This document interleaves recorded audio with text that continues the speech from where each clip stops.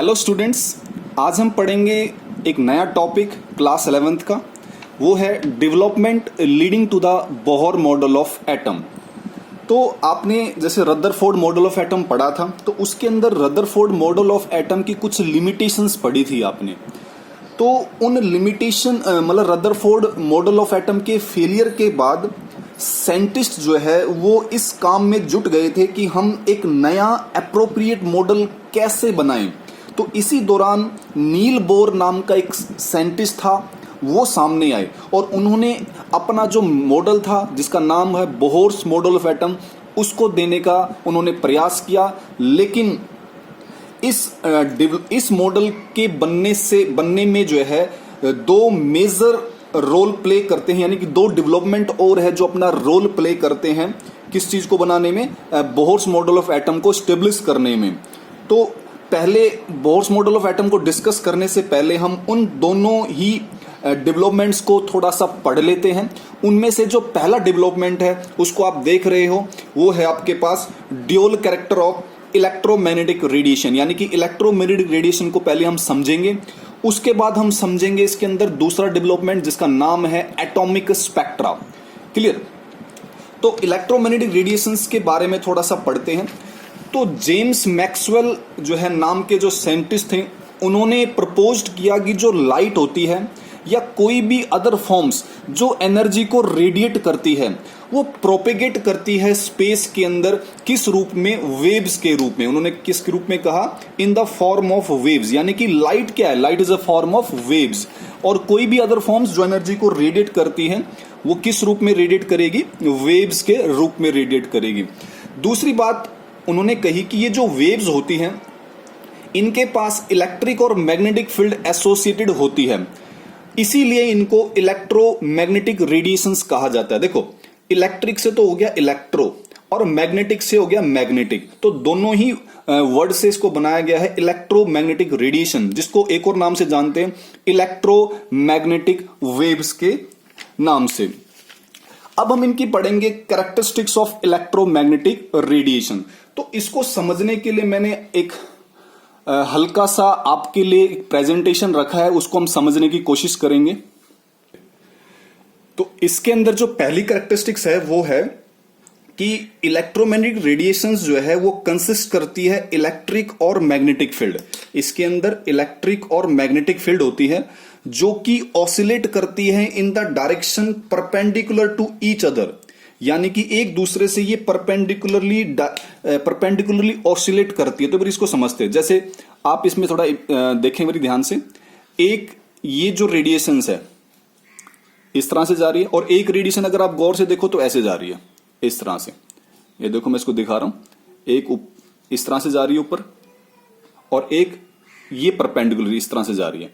तो ये दो रेडिएशंस आपके पास है, एक तो ये वाली है ऊपर, इसको गौर से देखो, और एक ये वाली। ये दोनों परपेंडिकुलर जा रही है एक दूसरे से। इनमें से आप एक को इलेक्ट्रिक फील्ड मान लो, दूसरे को मैग्नेटिक फील्ड मान लो, चॉइस आपके पास है। ठीक है, अब ये दोनों की दोनों जो है, ये दोनों की दोनों परपेंडिकुलरली ये भी आगे बढ़ रही है। कहां पर? To the direction in which the wave is travelling, जिस डायरेक्शन में वेव ट्रेवल कर रही है। तो वेव देखो, ये मैंने स्टिक्स को मैंने वेव दिखाया, तो वेव की डायरेक्शन क्या है? वेव इस तरह से जा रही है, ये वेव है। ठीक है, तो वेव की डायरेक्शन ऐसे होगी, और ये दोनों के दोनों आपस में भी परपेंडिकुलर है, और इस वेव के डायरेक्शन के साथ भी ये कैसे है? परपेंडिकुलर है। आप इसको गौर से देखें, देखो चारों तरफ से देखें, ये एक दूसरे, तीनों के तीनों एक दूसरे से परपेंडिकुलरली है। ठीक है, तो मैग्नेटिक फील्ड हो चाहे इलेक्ट्रिक फील्ड हो, ये दोनों के दोनों आपस में परपेंडिकुलरली ऑसिलेट करेंगे और उस दिशा में जाएंगे जिस दिशा में वेव ट्रेवल कर रही है। तो वो उस वेव के भी ये कैसे होंगे? परपेंडिकुलर होंगे, दोनों के दोनों। ठीक है, अब आगे चलते हैं। ये जो वेव हम दिखा रहे हैं, ये वेव पॉजेस करती है, ये जो रेडिएशंस है, सॉरी ये रेडिएशंस है, ये सारी की सारी रेडिएशंस है, ये इनके अंदर वेव कैरेक्टर होता है, और ये ट्रेवल करती है with the velocity of light. Light की वेलोसिटी से ये चलती है, यानी कि 3 × 10⁸ मीटर पर सेकेंड। नेक्स्ट तीसरी कैरेक्टरिस्टिक्स है कि ये जो रेडिएशन है, यानी कि जिनके अंदर वेव्स है, तो these waves do not require any medium, इनको किसी मीडियम की जरूरत नहीं है अपनी प्रोपिगेशन के लिए, यानी कि आगे बढ़ने के लिए। That means इसका ये मतलब हुआ कि these wave can propagate in the vacuum. Vacuum का मतलब ये empty space के अंदर भी, empty space के अंदर भी क्या कर सकती है, ट्रेवल कर सकती है। तो ये इसके कुछ कैरेक्टरिस्टिक्स है।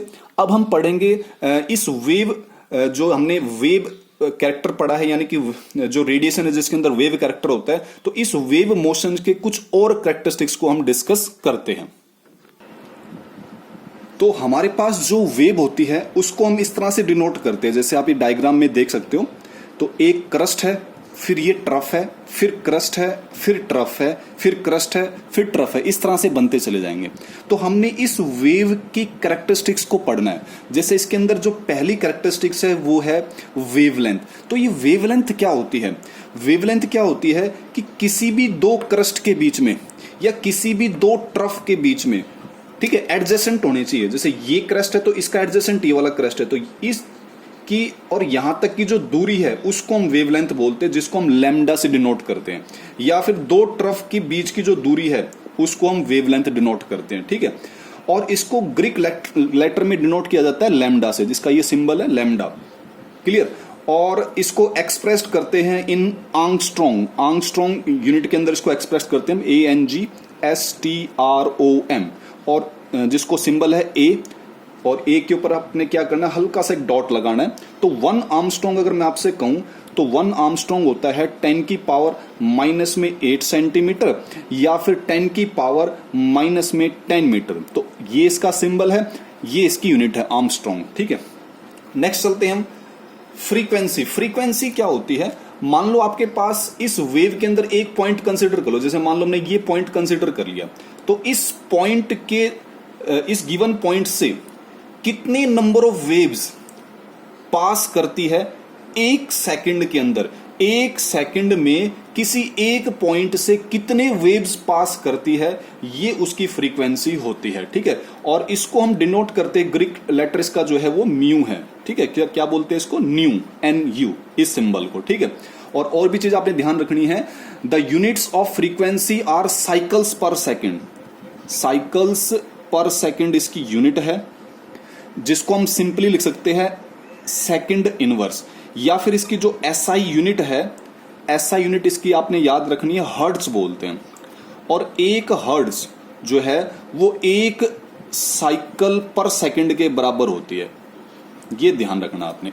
एक हर्ट्ज एक साइकिल पर सेकंड के बराबर होती है। तो कहीं पर अगर मान लो लिखा आ जाए कि सेकंड इनवर्स, तो क्या उसको हम सेकंड इनवर्स की जगह हर्ट्ज लिखते खाली? यस, बिल्कुल लिख सकते हो, ठीक है, किसी न्यूमेरिकल में अगर आ जाता है तो। नेक्स्ट हम चलते हैं वेलोसिटी। वेलोसिटी सिंपल सभी को पता है, एक सेकंड के अंदर वेव के द्वारा जो डिस्टेंस ट्रेवल्ड किया जाता है वो उसकी वेलोसिटी है, और इसको हम डिनोट करते हैं C से, ठीक है। अगर मैं इसकी यूनिट पूछूं तो यूनिट इसकी क्या है? मीटर पर सेकंड। ये ध्यान रखना आपने, ये आपने पढ़ा हुआ है पहले से। सबसे इंपॉर्टेंट है इसके अंदर एम्पलीट्यूड, ये इंपॉर्टेंट है। तो एम्पलीट्यूड क्या होता है? आप देख रहे हो जैसे यहां से लेकर इसकी ऊंचाई क्रस्ट की, या फिर जो ट्रफ है उसकी गहराई कितनी है, तो इसको हम क्या मानते हैं? एम्पलीट्यूड। इसको मैं डिनोट कर रहा हूं A से, या फिर इसको मैं डिनोट कर रहा हूं A से, यानी कि हाइट ऑफ द क्रस्ट या फिर डेप्थ ऑफ द ट्रफ, उसको हम क्या बोलते हैं? एम्पलीट्यूड बोलते हैं, ठीक है। तो इसको हम डिनोट किससे करते हैं? जनरली न्यूमेरिकल में जब हम इसको पढ़ेंगे तो एम्पलीट्यूड को हम लिखते हैं A से। A इसका सिंबल है। और इसके अंदर आपने एक और चीज देखना है कि जो एम्पलीट्यूड होता है, the amplitude of the wave, किसी भी वेव का जो एम्पलीट्यूड होता है वो डिटरमाइन करता है उसकी इंटेंसिटी को या ब्राइटनेस को। तो जितना ज्यादा एम्पलीट्यूड होगा उतनी ज्यादा उसकी इंटेंसिटी या फिर हम कह सकते हैं कि ब्राइटनेस होगा। लास्ट हम चलते हैं वेव नंबर क्या होता है। तो वेव नंबर वेवलेंथ का इनवर्स होता है, यानी कि अगर मैं वेवलेंथ लिखूं तो लैम्डा, तो वेव नंबर क्या होता है? इसका इनवर्स। तो वेव नंबर को हम डिनोट करते हैं न्यू बार, ये न्यू बना दिया और इसके ऊपर बार लगा दिया, क्या? न्यू बार। और ये किसके बराबर होता है? Inverse of wavelength. ये इसका फॉर्मूला है, इनवर्स ऑफ वेवलेंथ, ये ध्यान रखना आपने, ठीक है नहीं। और इसको अगर मैं इसकी यूनिट पूछूं आपसे तो इसको हम डिनोट करते हैं मीटर इनवर्स में, ठीक है। It can expressed as metre inverse, that is SI unit, ये इसकी SI यूनिट भी है। एक और इसके अंदर आपने ध्यान रखना है कि रिलेशन बिटवीन वेवलेंथ वेवलेंथ के बीच में, वेव नंबर के बीच में, फ्रीक्वेंसी के बीच में और वेलोसिटी के बीच में। किसके बीच में? वेवलेंथ, फ्रीक्वेंसी, वेलोसिटी और वेव नंबर। इनकी आपस में रिलेशन क्या होता है तो इसको आपने समझना है। जो वेलोसिटी होती है वो होता है म्यू इनटू में लैम्डा। म्यू यानी कि फ्रीक्वेंसी, लैम्डा यानी कि वेवलेंथ। क्लियर? यहां से मैं ऐसे भी लिख सकता हूं कि जो म्यू है वो c बाई लैम्डा होता है। ठीक है, और इसको मैं ऐसे भी लिख सकता हूं 1 बाई लैम्डा गुणा में c। ठीक है, और 1 बाई लैम्डा क्या चीज है? 1 बाई लैम्डा आपके पास यहां डिनोट करता हूं, 1 बाई लैम्डा आपके पास वेव नंबर है, अभी आपने पढ़ा था, और इनटू में c। तो ये कुछ रिलेशन है जिनको आपने ध्यान रखना है। ठीक है, तो ये न्यूमेरिकल में काम आएंगे आपके पास कि वेलोसिटी किसके बराबर होता है? म्यू इनटू में लैम्डा।